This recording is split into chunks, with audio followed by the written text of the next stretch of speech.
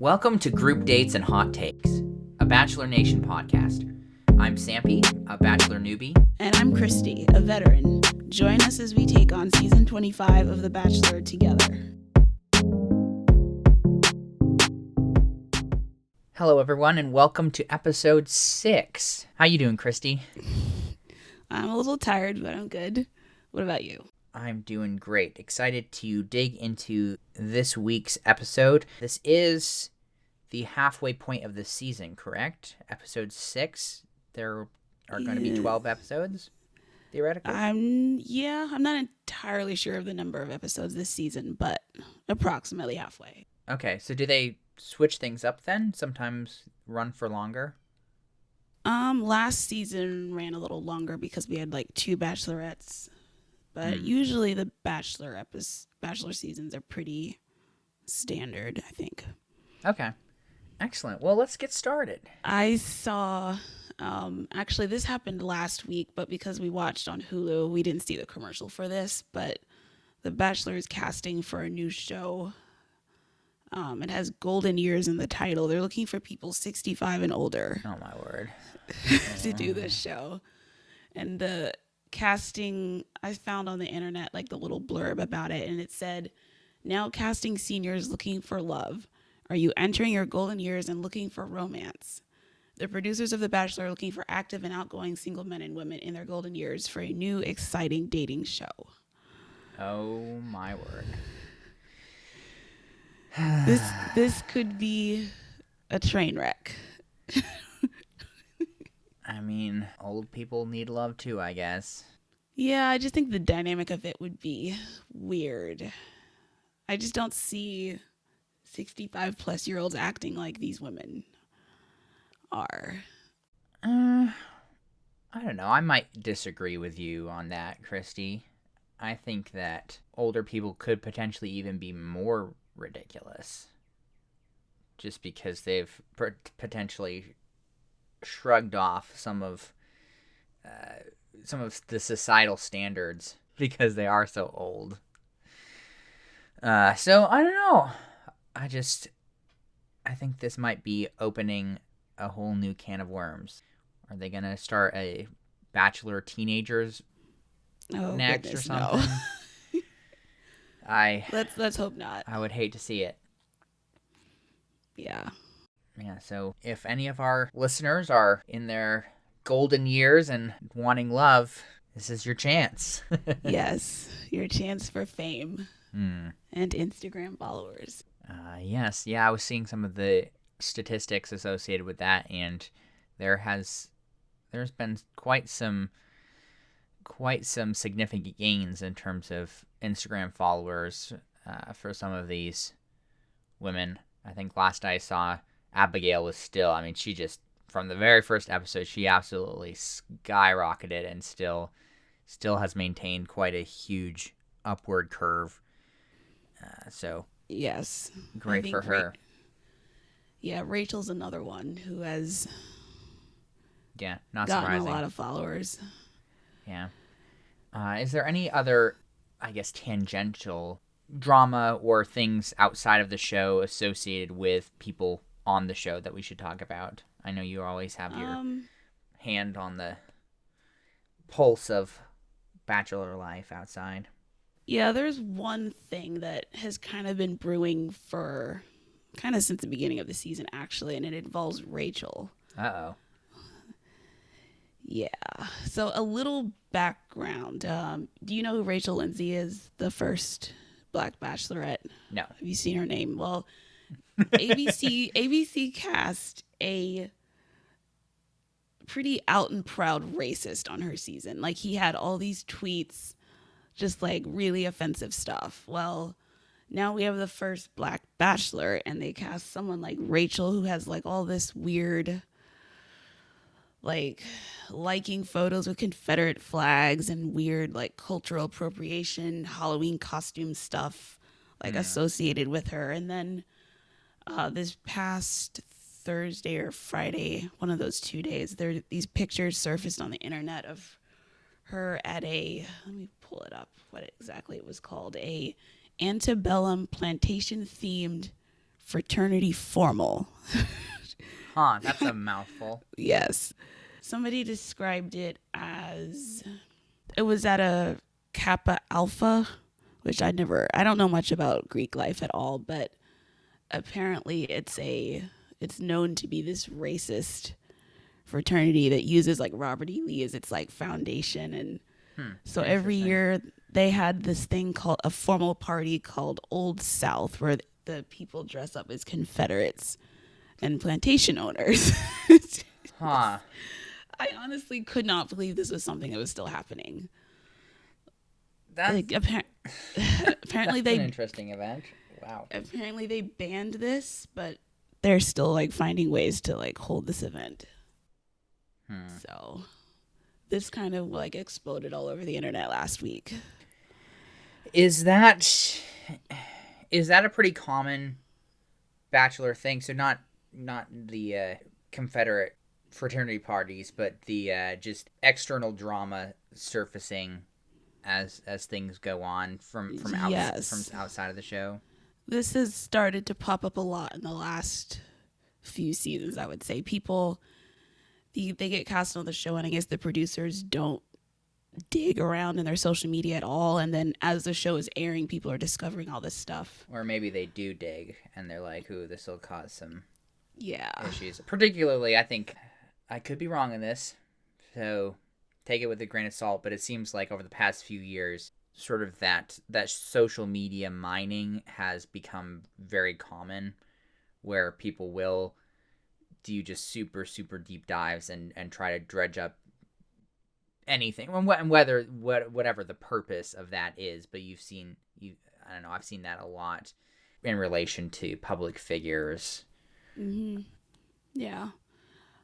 I just don't understand why, if you're going on The Bachelor, you wouldn't scrub your social media of stuff like this. It just doesn't, like, people are going to dig.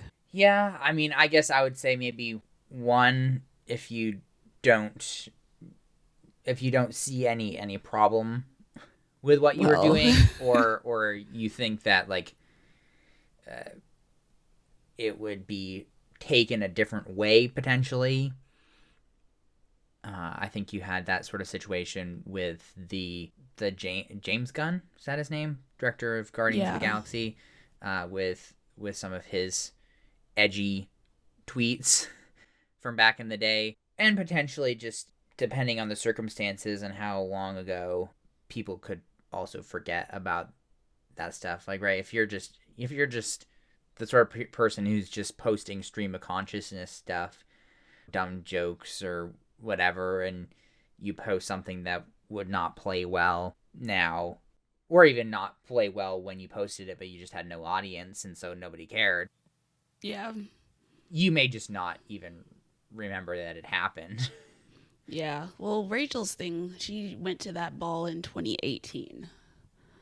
So it wasn't super long ago. Huh, interesting. It's also interesting because, right, presumably that just affects people, the public's perception of things, because they're so isolated there in the actual season. Presumably they would have no opportunity to find out about this sort of thing unless it were actually the other contestants or even Matt. Yeah. Just because they are so isolated. Yeah, it's just not the best look. No, but this is the Bachelor, and it does thrive on drama and controversy. I guess this whole situation made me think of this. So with hometowns. Mm-hmm. Hometowns coming up in a couple weeks, presumably. And this may be different this season because of COVID and isolation and everything. But do they sometimes have problems with hometowns when you're maybe in a slightly less controlled environment, right? Because when you're filming, presumably they can shut everybody away and be, okay, this is your room and you have no access to the outside. Whereas with the hometowns, you're introducing family members, a bit more of the outside world. Do they ever have a problem with like exchange of information in either direction with the hometowns, or like people getting access to the internet when they didn't want them to, and either spilling stuff or finding out stuff that they shouldn't have? I don't think so as much as you would think, because they still, like, for hometowns, when they show up to meet the family, they don't get to like chat with them before, like off camera or anything like that. Like, you're seeing them walk up, that's the first time you see them, and then there's producers are always around. Okay, so it's still pretty sure. hyper controlled. Yeah. Okay. And I think the family members get coached by producers as added well. Down. No electronic devices. Yeah, I think they keep it pretty close so that nothing gets ruined. That does make sense. It just seems like the more variables you add, right, the more chance you have of things going off the rails. But that outside drama definitely seems like it affects the public's perception, at least. Yeah. And I guess people might be mad if he ends up proposing to Rachel. Yeah, we'll see. People on the internet have been very unhappy, though, so we'll see what happens. Well, you know those people on the internet. I don't really pay too much attention to things, but even I heard about people being angry, internet people, about seeing, I believe it was a Trump flag in the background of a Victoria picture a couple weeks ago. I do. Yeah, I remember that. So, yeah, all sorts of controversies. Yeah. Keeps things exciting, I guess. Yes, well, that is a whole lot of outside of the show drama. But as far as inside the show, yes, we should get on going. Where would you like to start? Well, they had another cold open, and we have Heather, which you don't know who Heather is, but she was on Colton's season. I don't know who she is, but I hate her. Oh, well, she was the never been kissed girl. And on Colton's season, like, they had like all these fireworks shooting off in the sky when she finally did. It was super weird. I'm not surprised it took her a long time. Yeah. That's mean. So, I'm sorry. So she shows up in a white van, which is just strange. I don't know why she's driving it. It's normally contestants don't drive themselves on this show. And she's like, I'm looking for Chris Harrison. This whole scene was BS. So dumb. It was BS. I'm just going to say that. Yeah. The guard at the little gate pretends not to know who she is, or that she was coming. And he's like, you're not allowed in here. We're closed to the public. Like, there's cameras, filming right now. What are you doing? Oh, also, in that same scene, the guard's, goes to talk to his person or whatever, and he's like, there's someone here to see Chris Harrison. Really? Really? It was so... Really? ridiculous. Yeah.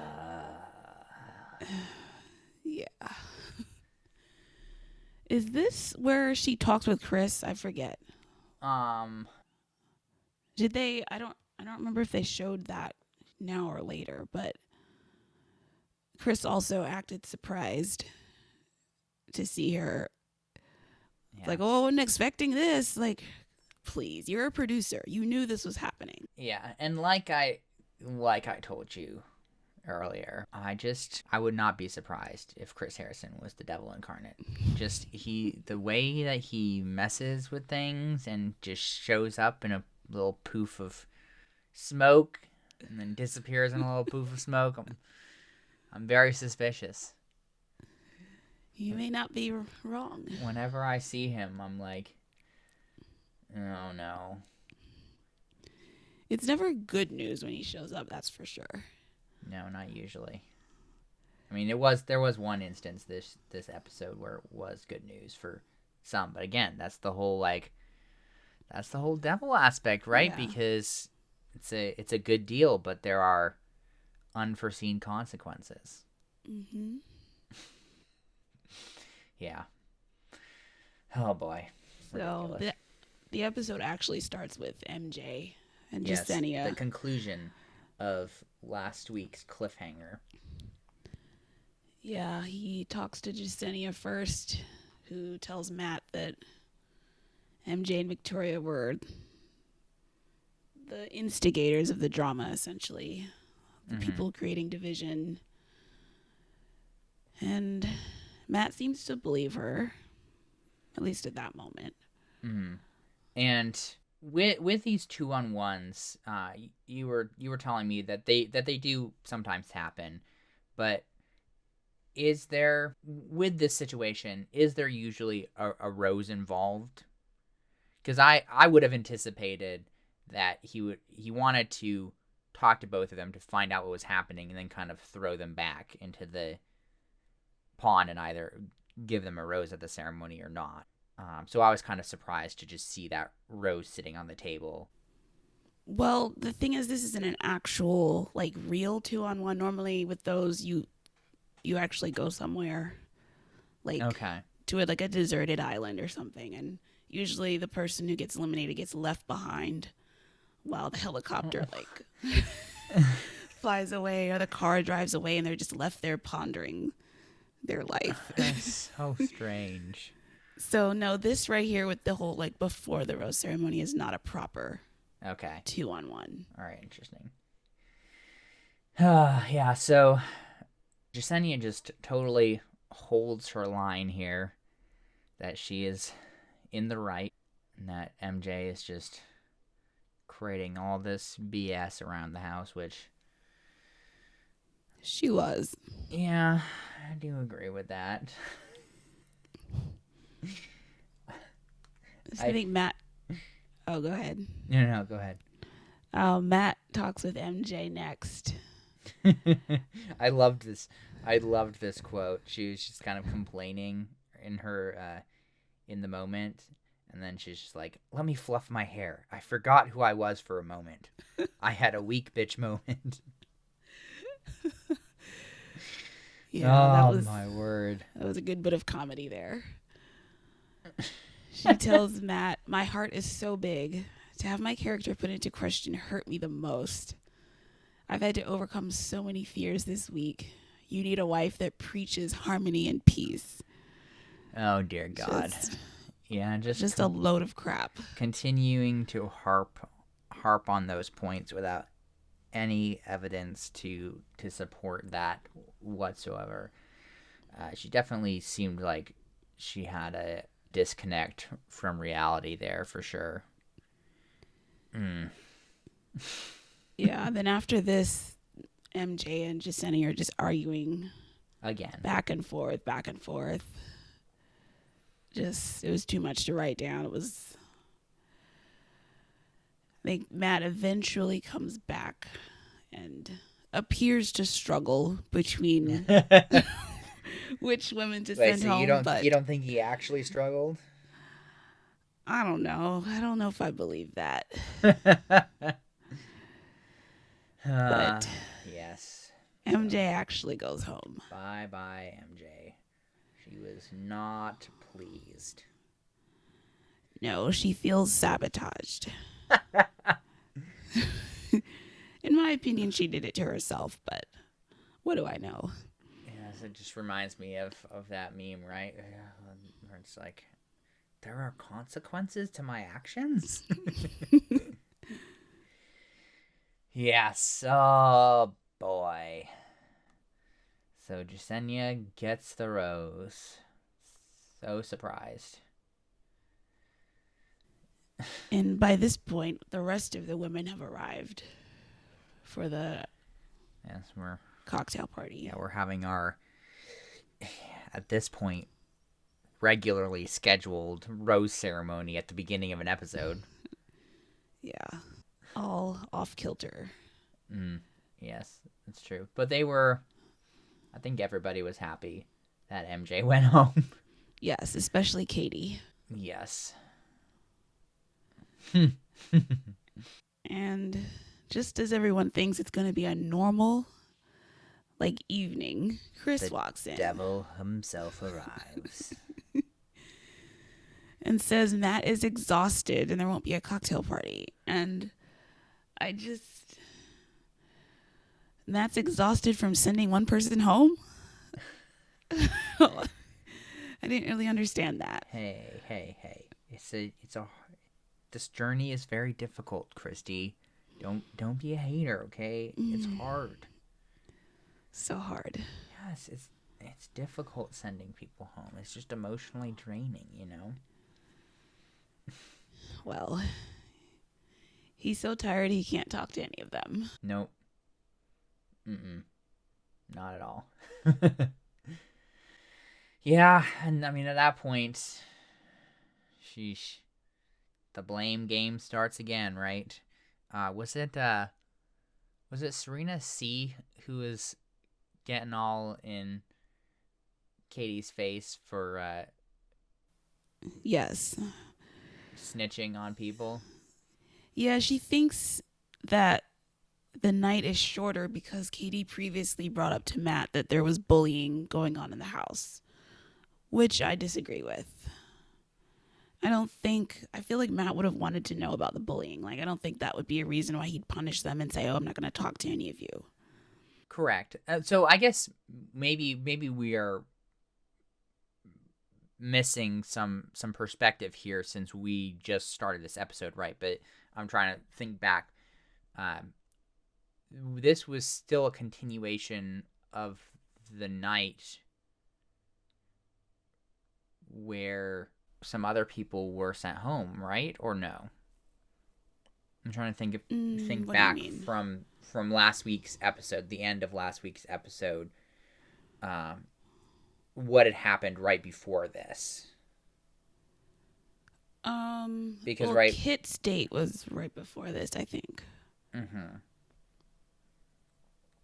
I guess when Katie brought that up before, that was before the last rose ceremony. Okay, so it would have been a couple days since this had all started to hit the fan. Yeah. But he would have had an entire day going on the date with Kit, right? And then that same day, am I correct in saying this? Same day was when the drama with MJ and Jasenia started? Probably the next day. Because usually rose ceremony is its own day. Okay, so you don't think that was the same day? Interesting. All right, well then, yeah, no excuse, Matt. Why would you cancel the cocktail party? Yeah, I don't know. I guess I would agree with you. I don't really assign a whole lot of blame to Katie. It is tough to know motivation, and I guess it's possible that she could have seen a way to remove some competitors potentially. That would be a smart play. Yeah. Right? If you're thinking about the Bachelor more in, like, say, Survivor terms, where you really are. I mean, you're trying to be the last one standing. But at the same time, I do agree with you where I think it definitely needed to be addressed. I just think it was dumb of Matt to let that information out that Katie was the one who snitched. Yes, exactly. If he just kept his mouth shut on that, then Katie wouldn't be in hot water here. Yeah, for sure. But yeah, so another rose ceremony at the beginning of an episode. Any notable highlights for you? I mean, we had Ryan, Brittany, and Maggie going home. I hate that Maggie's gone. Yeah, that was so sad. That was very disappointing to me. I would have much rather See, there are. I guess I would have much rather seen Serena see Kit or Jasenia, and potentially even Rachel go home before Maggie. I was just Yeah. disappointed that she never really got a huge opportunity to shine. She just seemed like a really unique and interesting person. Yeah, and they barely showed any of her ITMs either. Like she got edited out quite a bit. Yeah, that's sad. Well, I guess I feel conflicted because on one hand, I really kind of get excited when the people that I like get sent home because I'm like, oh, maybe you have a chance for a normal life. Like maybe you can find somebody who actually will love you Yeah. and just you instead of a million other people. Maybe you can find somebody who will marry you and your marriage will last more than 2 years. All of those things. But at the same time it is kind of a bummer because I did enjoy watching her and I felt like she was somebody who had a very interesting and unique background. Just Yeah. coming from Ethiopia and then doing a whole bunch of schooling. Yeah. She's a pharmacist. Here in the States, which I mean, for those of you who aren't aware, like pharmacist training is pretty intense Yeah. and Pretty long. rigorous. Like that's no degree that you can coast by on, and it's not a career you can coast by on either. It takes a lot of intelligence and hard work and stuff. So disappointed, but also glad that she's free, I guess. Yeah. I agree with that. Yeah, man. Yeah, I keep shaking my head because there are always so many dresses that are just so close to wardrobe malfunction at any given time. Yeah, Chelsea had one of those for this rose ceremony. It was white and kind of reminded me of that dress she wore the first episode. Yeah, and then Ryan's dress was pretty weird too. Yeah, it was almost stained glass looking. Yeah, I think I On the described it top. as looking like tiles. Yeah, Like, it was an odd choice. yeah, well, fashion is hard, Christy. Fashion is very hard. Man. And of course, I was hoping that we would cut through some drama, get to another rose ceremony quickly, but not the case. Get to have a one-on-one, though. And this was with Pieper, right? Yes. Pieper gets, or at least the date card arrives at this point, and Pieper knows she gets it. Oh yeah, we shouldn't neglect the whole drama, that the whole just blow, the explosion. I forgot about that for a second. Yes, Serena and Katie. Oh my goodness, yes. Yeah, Serena is still upset that the cocktail party got cut short, and she goes to Katie's room to confront her. This was hard to watch. Just says Katie isn't truly here for Matt, calls her an arsonist because she apparently starts fires. I disagreed with that, but they're just shouting back and forth. People below them in the hotel can hear through the walls. Katie says she never dropped any names, which is true. She just went to Matt and said there's a culture of bullying and there's rumors flying around. She never named anybody. Yeah. And the girls basically sunk their own boats. They all it's not Katie's fault. I don't think. Yeah, I guess will we ever truly know? Maybe not, but from what we could see, no. They were definitely responsible for their own destruction, and it is, I don't know, it's just strange to see the perspectives that people end up picking up and seeing how that either meshes with the reality that's been presented to us or not. In this case, I really don't think that the reality that Serena C has is accurate, at least as far as I can see. But yeah, just the yelling, so much yelling. Yeah, and then the whole just moments downstairs where Serena just comes down first. Before I say that though,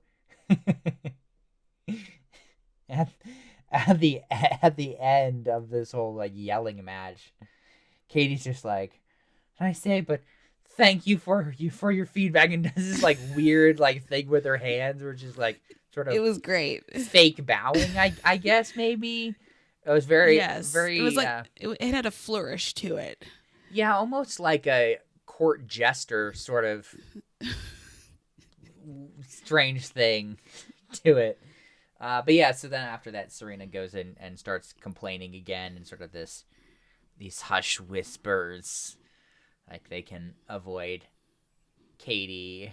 But it's, oh man, this is just an extension of like how she's been like from the beginning. She came in with her, crazy like sex positivity, and just has been ridiculous ever since. Yeah, it was. Oh man, and even right, because of course Katie comes downstairs as well, presumably to see what kind of nonsense is happening post their yelling match, and it's just like, you don't like you can just say it. I know. I love how bold Katie is, where she'll just like brazenly come join the party. Well, and too, how she was all like what are you saying? I said, and Serena just like Serena said whatever misrepresentation, and Katie's just like, don't ever speak for me. Yeah, oh boy. Yeah. So at this point, this is where the scene with Heather actually happens with the guard, and this is where we actually see Chris. Yeah, with his nonsense. Yeah, and Heather's excuse for showing up was pretty lame, I thought. She's like, yeah, Hannah Brown says Matt would be a perfect match for her. And so, remind me, who the heck is Hannah Brown? Hannah Brown was the Bachelorette, like, before the last season. Okay. With Claire and Tayshia. But so why should we care? So Tyler, who shows up later. Okay. He was final 2 on her season. Okay. And so like everything is all connected. So you were telling me, if I remember correctly, that Tyler was like roommates with Matt. Is that right? In real life, not on the show. Yeah, in real life. Yeah. Okay, so the two of them knew each other. Mm-hmm. And so they went to college together. So Tyler was runner-up on Hannah Brown's season. Yeah. And Hannah Brown knows this insane woman.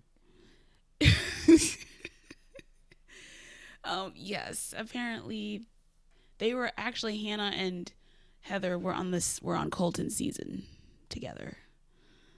Okay. So that's how they know each other, and they're still friends. I think it goes without saying I have no idea who Colton is. Colton was the Bachelor before, like 2 Bachelors ago. Okay, so not the plane guy, the one before that. Yeah, Colton turned out to be a stalker in real life. Oh no, that's not good. No, it was really bad. Oh dear God. Yeah, we don't really speak of Colton anymore. Okay. I will purge him from my memory bank. He will be in my mind even less time than he would have been previously. Yeah. So I guess this was when it really actually happened again, as we were saying, just total Yeah. nonsense. Yeah, she's like, I couldn't let him get engaged without getting to know him. Like, you could have gotten to know him in real life. Like, Hannah's friends with Matt. You guys could have talked. You didn't need the show for this. But how else is she supposed to get more followers? I guess this is the only way. That's the whole thing. It seems like such a clear just Cash grab. play for attention. I just hate it. And even right as it's showing this totally not scripted or pre-planned encounter, it like shows and I'm putting this in air quotes again, people, but the security cam footage from the booth where it's like looking back when you see Chris and the cameraman and the guy with the dead cat there, like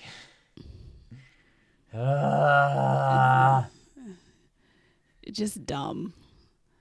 Like, Chris is like, oh, I'll need to discuss with a bunch of people whether you can come on. Like, you guys already decided she could come. Yeah, that's why you told her to show up in the minivan.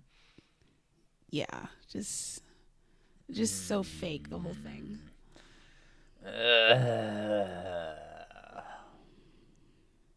I don't like her. I've said it before. I'm going to say it again. I'll probably say it several more times before this episode is done. And I'll probably even say it even more next episode. Just so you're prepared. Yeah, she didn't come off very well. Came off very desperate, in my opinion.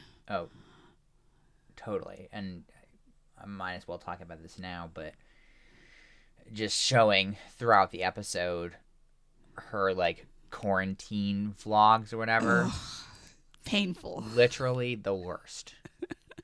We may as well just talk about them now. Yeah. The one where she had the pizza box on her head was just like, I can balance this on my head. Look. Yeah, like, great. Who cares? Good for you. Every single person in the entire world who, like, has a head can do that. Congrats. Yeah. Or the whole Rapunzel thing.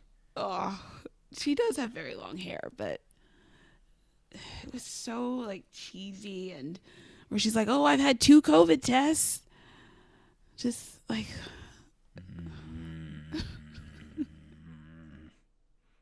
Ridiculous. Can we talk about something that doesn't trigger me so much? How about Pieper's one-on-one? Yes, that's what I was going to suggest. Yeah. For my mental health. This was please. weird. They started off, like, at night, driving in the dark. Just no day portion. Yeah, this date was entirely night. Yeah, they get out of the car in the woods. Just very creepy beginning here. You wouldn't want to just get in a car with a man who's dating a dozen other women and drive into the woods? Just the two of you? When you put it like in the that, middle of the night? Just it turned out to not be creepy, I guess, because they like flip a switch and like a whole carnival appears. Mm-hmm. Yeah, that must have been kind of pricey. Yes. Like, how long did it take to set up all those rides? And well, it doesn't take long to set them up. Have you ever? Carnival workers are very efficient. Oh, okay.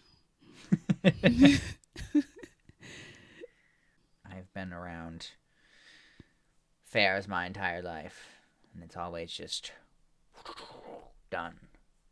Because they always gotta get everything up for the fair and then everything down for the next fair.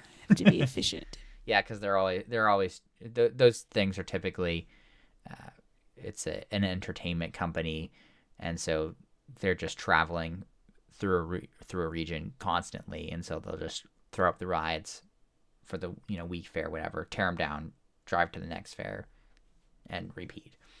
So It probably didn't take long to set up, but it probably was pretty expensive, particularly for just barely any usage. You know? Yeah. Are these the kind of rides that are generally unsafe? Because they're not like the official like theme park kind of rides. I mean, yes. These are the types of rides that are more regularly held together with duct tape and a prayer. That is true. No, I mean most companies have a pretty solid safety record. That's reassuring. You know, you only have random decapitations very infrequently. Good to know. Yeah, I mean they got some good quality time there. They got their squirt gun thing with the dragon prize and all those different rides. Also very efficient from a kiss perspective. They were all up in each other's business constantly. Yeah, half of this date was making out. I would say more than half of this date was making out. I would say a solid 68%, perhaps even 72. Because even, he's like, oh, if I hit this bell, I get a kiss. And of course, he is like freakishly tall and athletic, and so he hit the bell, and so they kissed yet again. It was so hard. It was hard to keep track of. Time a million. Yeah. So, did we end up cutting back to everybody before the I guess I'll call it the night portion of the date? Yes. Since all of it was night. Yeah, we cut back just to reveal that Katie gets the one-on-one date later on. Mm-hmm. Which I guess, as you were explaining to me, usually everybody gets some sort of involvement at this stage. Yeah, usually nobody's left off. Yeah, so if they're not on a group date, they're on a one-on-one. So they were all like, oh, please let me not be on the group date card. Please let me not be on the group date card. Serena C was very PO'd when Katie. Yeah, she said my biggest worry is never getting a one-on-one. Well, she might get one in the future. Hard to say. Maybe she'll get sent home in the next rose ceremony. But yeah, then just going back to the night date. I guess they this was kind of interesting because this date was almost like a 3-part date, even though it did seem like it was over not that long of a time span, because all of it was like after dark, because they did have the actual meeting with the two of them sort of over dinner. Yeah, the standard table set in a backdrop. Yep, of course, and the whole her family is very terrible at showing or at like saying I love you, I guess. Yeah, they tend to show love through actions instead of words. Kind of fairly typical, it seemed to me, boilerplate, like, yeah, it's really hard for me to be vulnerable and like standard. Say I love you. Though she did say that she was falling in love with him, which I guess is better than falling in like, huh? Yes, an improvement. I don't even remember who that was, but that was. I think it was Serena P. Yeah, Serena P. Man, yeah, and of course, she gets the rose. Yes, more making out. So surprised. And then they go through some double doors, and we have a random musician, Temakula. I don't know how to pronounce that, but Temakula Road is the name of the band. How dare you call them random? I'm sure they are very big. Yeah. In the country music scene, maybe? I don't know. I couldn't tell what genre it was, but I don't know. I've never heard of them before. yeah, this scene is always just an excuse to make out some more. Yes. Oh, 100%. Yep.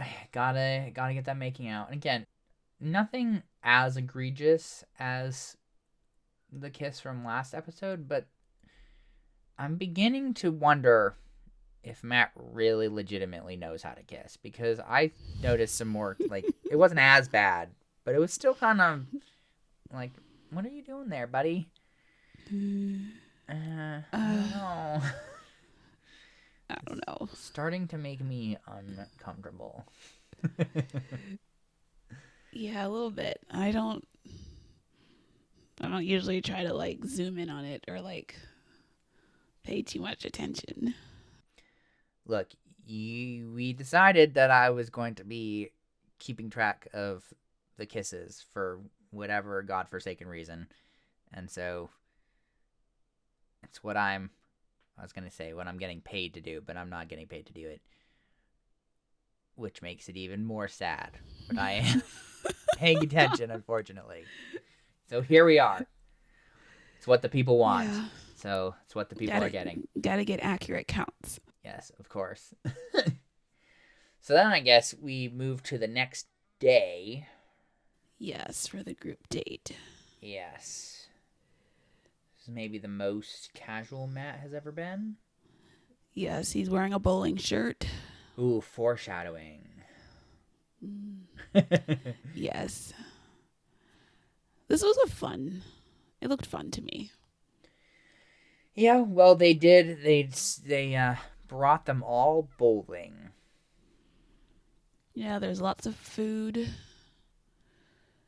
And they got, well, before they got split into teams, they were just playing for fun. Mm-hmm. But of course, yes, you have to increase the stakes. Yep, Chris showed up again. And says there's going to be... Actually, I forgot the name of the teams, but the blue and the pink were the colors they were wearing. Yeah, they were some cutesy, awful garbage names. In my opinion. I would agree. This opinion is not the opinion necessarily of the Group Dates and Hot Takes team in its entirety. But yes, though I was not a huge fan of those names. I was also curious, Christy, because there were only 9 people. So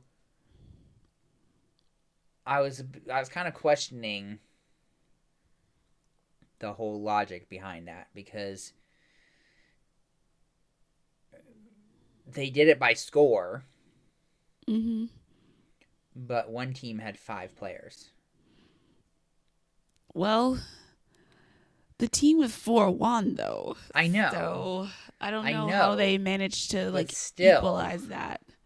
I have no idea. Maybe they had one of the pink team members bowl again, extra, to make up for that. Oh, maybe they could have done that potentially. I guess that would work.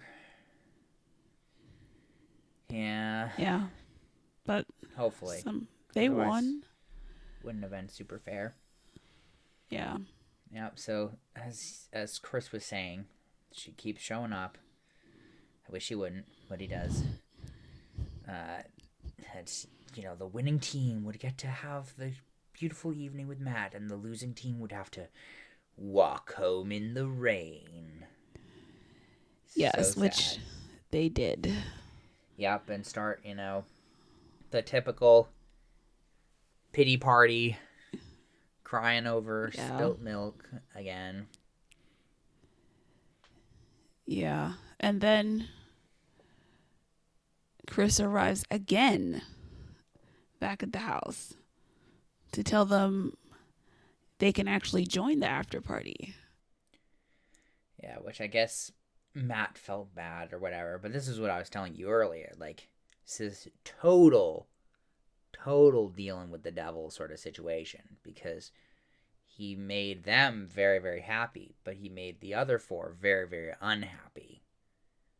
Yes, they Typical, were. typical meddling. Yeah, this I've seen this sort of thing before. They love to create drama with the winners and losers with the group date. Yeah. Real great. Brilliant move by the producers. I hate them, but I respect them. Yeah, I guess Matt, well, allegedly, this is what he told them, whether or not this was true or not, but he did mention that, you know, the process was just too important to leave people out. You know, you had to have time with all of them. Mm-hmm. So it's also possible that somebody on the losing team was somebody he really wanted to have time with. ooh, interesting. I didn't think about it from that perspective. Do you think that was pretty likely? I'm not sure, but it's a thought I just had. I don't even remember who was on the losing team. It was Abigail. Oh, I didn't write it down. I guess Abigail. It was Abigail, Katie, and then I don't remember the other three. I think Rachel was on there too. I know Chelsea was on the other team. No, Chelsea was on the losing team. Remember? Because she was all like, "I can't." Maybe she wasn't. No, I think she was on the winning team because she was in that yellow dress. She was one of the four, along with Serena P. I think. I might disagree with you there, but it doesn't matter. Oh, so the blue team arrives. She glares from the pink team, cutting in on their time. Yeah, the pink team is not happy about this at all. Which can't really blame them, but no, because they changed the rules. Like it was supposed to be. Seems like there's been a lot of that happening this season. Between the adding the 5 partway through to adding Heather to some of the games, it just feels like there's been a lot of betrayal this season. And all of it on purpose, though. Well, of course it's all on purpose, but that's why I hate it. I didn't volunteer to watch Survivor, Christy. I volunteered to Little watch did you know. The Bachelor. You know, and I just, it's getting on my nerves. Gotta have drama, though. It would be boring if they didn't. Sometimes you need a little boring. But you did have some moments here, some real moments, some Serena P falling in love, and just emotionally distraught Chelsea. Yeah, Matt says he could see himself with her, which seems to calm her fears a little bit. But he also tells that to everybody, so... Yeah, but she doesn't know that, though. So she thinks it's special for her. Oh, dear God. Yep. And just a whole lot of extra kissing. And I will ask, it seemed like you really enjoyed this next one-on-one. Yes. Pranks are fun to watch when it's not you getting pranked. So would you be a pranker, though? Or would you... I don't think I'd be able to pull that off. Okay. I don't have enough of a poker face for that. Yeah. They definitely really leaned into the whole Katie being very excited to be on this date. She, like, leapt up into his arms beforehand. Yes. She even leapt up into his arms later, too, for the second portion. Oh, did she? Yeah, she did that twice. Oh. Yeah, it is a standard Bachelor move. The run and jump and hug. Only on The Bachelor do you see that stuff. Oh boy. So, explain to our viewers what is going on here. This So Matt met up with Tyler to like just talk about the season, I guess, and it's kind of the standard friend which again, college roommates, previous Bachelor. Yeah, Tyler was a contestant. And then after that, Tyler was supposed to be getting a massage, but they have like a earpiece in the with the masseuse and they're gonna tell her like certain things to do. They're like out of the ordinary, and just to mess with him. Yeah, I don't think she was actually a masseuse. She was just an actor. Potentially. Well, I mean, they did say she was an actor. Whether or not she was also a trained masseuse is another question, I guess, since actors tend to be struggling actors and therefore have other skills. So maybe she was also a trained masseuse as well. But yeah, so they were just telling her, I guess, the masseuse, to do weird things. Yeah, take a phone call and fangirl over Tyler. It's just really funny. I wonder, did Tyler pick up on any of this as it was happening? I don't know. I feel like I would have been a little freaked out if I was getting a massage and the masseuse started twisting my nipples. That should have been his first clue, I suppose. I would have been like, no. Yes, man. And then the two of them came out and Matt started massaging him. And after that, he noticed pretty quickly. Yeah. It was pretty funny. Overall, how would you rate that as a Bachelor date? It was funny. Like, I like the ones that are more lighthearted. Rather than I prefer that to the nighttime portions usually, where it's like open up. You don't like the heart to hearts? They're all the same though. That's the problem. It's all the same standard. I have trouble opening up. I don't know how to be vulnerable. I'm falling in love with you. Make out. Wow, Christy. End scene. I'm sensing a lot of judgment from you right now. Okay? You gotta trust the process. This is guaranteed to work. Okay? Yes, guaranteed 3 out of 25 times. Yes, Christy. 12% of the time, it works 100% of the time. Yes, very encouraging stats. Huh.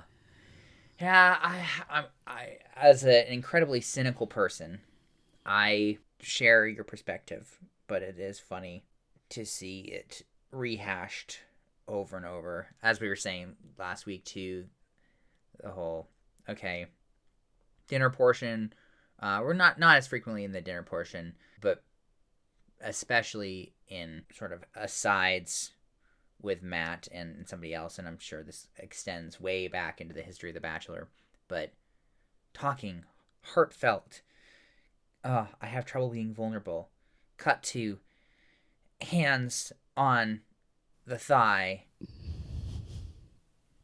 Like, it is a formula.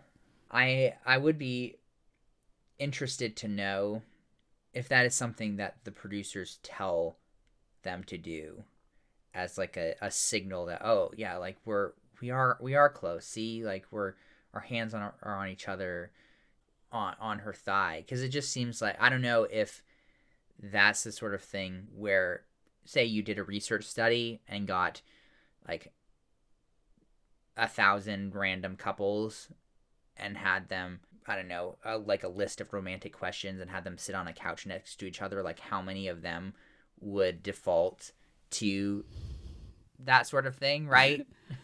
Yeah, I think it would be a low percentage. See, that's what I would guess as well. Yeah. I don't know. It doesn't look natural to me, Hmm. but who knows? Who knows? Yeah, again, more just hoping that Katie goes home from the other women. Yes. Bree and Michelle were talking about the two of them back at the, I guess, dinner with Katie. I didn't make note of much here. But Katie was just saying, like, hope she ends up with Matt. I did notice that Matt didn't seem as enthusiastic about her as other people, Mm-hmm. which Yeah, because, probably, spoiler alert, everyone, yeah, she got sent home. She did not get the rose on the no, one-on-one. sadly not. Says, you've meant so much to me. You've been honest with me, and I need to be honest with you. Well, the relationships have progressed further than ours. Interesting. Yeah, I mean, I guess he just sees her as more of a friend. Yeah, which is fine. Again. Kate, No, go ahead, I was please. just gonna say Katie was pretty shocked, Yes. which I understand that. Yeah, I mean, I don't know if you have any of the statistics or a general idea of how many people who go on one-on-ones don't get the rose. There's always one every season where I've heard that like the Bachelor knows that person is going home, like whoever's designated that position. Like it's not a shock to them; it's a shock to the contestant. Well, yeah, theoretically, the Bachelor should be the one deciding that, anyways. Yeah, And presumably decided that before the date, which is kind before of the weird, date. like to go through the motions of the date knowing you're gonna send them home later. Yeah, that's television, baby. Oh yeah, exciting. Yeah, she was saying how she'd been picturing a future together and just spending time. Honestly, this isn't really a hot take necessarily, just an observation. I thought it was kind of weird how the future that she envisioned with him was like going to football games with his friends and her friends. Yeah, I picked up on that too. She specifically mentioned Tyler C, which Tyler C is like the most popular contestant they've had in a long time. Like has over 2 million Instagram followers. He like really shot to stardom last 2019. So Man, the I gotta fact get that on The Bachelor. Increase my profile. yeah, so the fact that she like name dropped him like going to football games with him, I did notice that. Like, Yeah, yeah, that's that. I don't know that. I'm gonna try not to judge, but that was kind of strange versus like I don't know something more normal. Like yeah, just like envisioning like growing old together or like starting a family together or like any like yeah. any like actual like important life milestone. uh, Strange. Yeah. The girls watch her suitcase get taken away, which is always like a super dramatic moment when somebody goes home on a one-on-one and everybody's like watching. And did I can't tell with the mask, but was that her picking it up or was that somebody else picking up for her? Oh no, that was somebody else. Okay, Yeah. They and all that's like that's pretty typical. yeah, usually you'll see just some random person come in and wheel the suitcase away all dramatically like that. Okay, and everybody was super happy. Yes, they all like covered their faces with their hands so you couldn't see their huge grins. As it has been said in Monty Python and the Holy Grail, there was much rejoicing. I think also that people were threatened by her, right? Because she really wasn't afraid to take up space, and it was in a much more generally positive direction, I think, than Victoria. But at the same time, I can kind of see things from Serena C's perspective a little bit, not to the extent, but just sort of the idea of viewing her as a threat, somebody who is willing to speak up and speak out to Matt about stuff going on. That's kind of dangerous, right? Even if she is sort of using that power for good, which it does seem like she was, it's still kind of intimidating, because what if she decides to try to like, hey Matt, Serena C was like being really terrible or whatever, and if she's sort of in a position of influence now with Matt, I think potentially that some of the women maybe had that perspective as well, like seeing that she did have some sort of influence with Matt through her sort of advocating and stuff. I think that's dangerous for everybody else. Yes, she's pretty stiff competition for them. Yeah, exactly. So freaking happy. They were so happy. Like, oh my goodness, I'm so shocked. Oh. Hee hee. Oh man, I'm happy for her though. Hopefully she can have a more normal life. Yes, we'll see. That's just gonna be my perspective through all of time. I'm just gonna be rooting for anybody that I like at all to just be kicked off as soon as possible. Yeah, I think Katie is too popular though to have a normal life after this. I think she'll be on TV again at some point. Oh, I'm sure they'll like tap her for the Bachelorette or at some point in the future, or another Bachelor, Or Bachelor in Paradise, or or one of those type shows. Whatever. If Bachelor the Golden Years lasts long enough, they'll have her on that. Yeah. I would suspect she's not done. She'll be back, I'm sure. I think so. Particularly, and I don't know what the statistics are on this necessarily, but it seems like that's much more likely for anybody who has a good amount of screen time. Yes, they did give her a lot of that for sure. Which it would make sense to have some of these strategies, like say Victoria had, to get as much screen time as possible. Because if you can kind of get into people's consciousness, whether for good or bad, and potentially keep that momentum going, right? So yeah, you get kicked off, but well, guess what? You're gonna be brought on for Bachelor in Paradise, or or another season of The Bachelor or The Bachelorette, whatever. That goes back to kind of building the brand again. Mm-hmm. So yeah, this is very there's a whole like business side of this that is very, very interesting. Yeah, to me that's what it's become like 90% of the time. Yeah, and how big of a brand can you build? How many followers can you get? How many thousands can you make from posting Instagram ads? Mm-hmm. And so, do you think that this is a shift in recent years? Yes, but like Instagram exploded with like Bachelor people. I want to say like Chris Soule's season of The Bachelor, which was several years back now, but it hasn't always been like this. Okay, so kind of the rise of Instagram popularity. Basically Instagram changed the show forever. Interesting. That is disappointing to a certain extent. Yeah. Because it used to be more about love, but I guess maybe as much about love as a reality show where you're simultaneously dating 25 people can be, but it just used to be so pure. Yeah.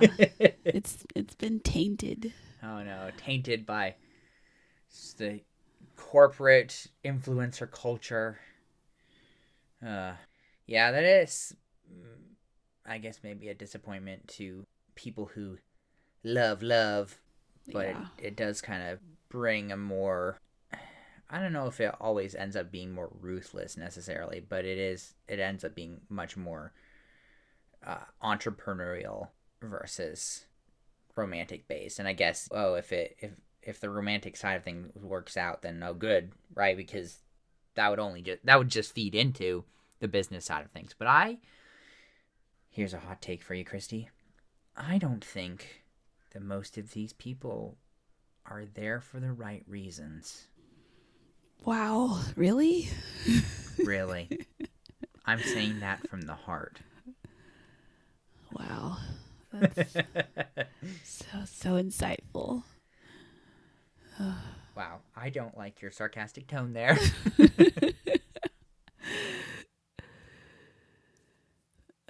Then the next thing we see is Heather getting ready Oh, to make her appearance. And I really, really did not like her dress. It was just made of beads, essentially, like from top to bottom. And I saw that it also cost $690. oh my word. Wow. Yeah, I mean, I was not a huge fan either. I also found it pretty hilarious that everyone was just like, "Oh man, thank God!" Like all the drama and gossip and stuff is over. Like we've turned a new leaf. And then Heather just like Walks shows in. up. I just feel like if you are in an ITM talking about how great things are and nothing could go wrong, It's all over at that point. yeah. Yes, of course. I just hate that they're just bringing another person in. And I know, like, yeah, like creates drama, ratings, great, yeah, but like I'm just so over her already. Yeah. I feel like it's not a good sign that when Heather walked in to interrupt Matt and Pieper, Matt just like doubles over laughing. Like he didn't even really take it seriously, it seems like. Yeah, I guess that could maybe be interpreted different ways. Was it Pieper or Serena P? I think it was Pieper he was talking to. I am skeptical, but you could be right. You generally pay more attention than I do. Yeah, I don't know whether because he's met her before, has he? I'm not sure. It's certainly possible because of like the whole friend group, but Yeah, it seems like maybe he had met her before, and I don't know if he was just laughing at the absurdity of it or what, but yeah, yeah, that threw everyone into a tizzy for sure. yes. Yeah, I just out of everybody, I just the quote that I found so hilarious was after everybody going back and forth and being so angry, Serena P was just like, "If she gets a rose tonight, I'll be rageful." Like I don't know if rageful is a real word or not, but that was just so funny. It is now. She is just so angry. I mean, rightfully so. Rightfully so. Yeah. So I guess we'll see what happens if she stays or not. Yeah, I hope not. Yeah, I this really is hope not. not. It's too late in the season for a new edition. Yeah, I mean it's literally halfway through. It's not a good look, I don't think. And I don't know why she thought this would be a good idea either. Well, did she think it would be a good idea or did they call her? Well, either way, like she made the choice to actually come. Like she had to know this was not going to end well. Yeah, I don't know what to tell you, Christy. I really don't. I feel like, and this is just my very limited perspective, but I feel like this sets a really bad tone and precedent for future seasons of The Bachelor if this goes, like, if this kind of continues and ends up, like, if she ends up staying. I don't see how that doesn't hurt things in the future. Because really, right, like, how much can you betray these people? Yeah, he's gonna have to take that into consideration too. Like, how willing am I to anger all of these women just to keep this one that showed up late? Yeah, but also just, I guess, in the context of the show at large, right? Because kind of the idea is that you make it onto the show with this group of people, you're getting your shot, but they keep upending things and disrupting things, and maybe they just feel like they have to because it's COVID, and so they have to make it even more interesting. But I kind of disagree with that because I'm like, well, nobody has anything better to do, so they're gonna watch regardless. Mm-hmm. I don't know. It leaves a bad taste in my mouth, and I would, if this sort of thing stands, I would be very irritated as a potential Bachelorette contestant in the future. I That's think right. I'm gonna sign up. I But think I won't if she stays. no.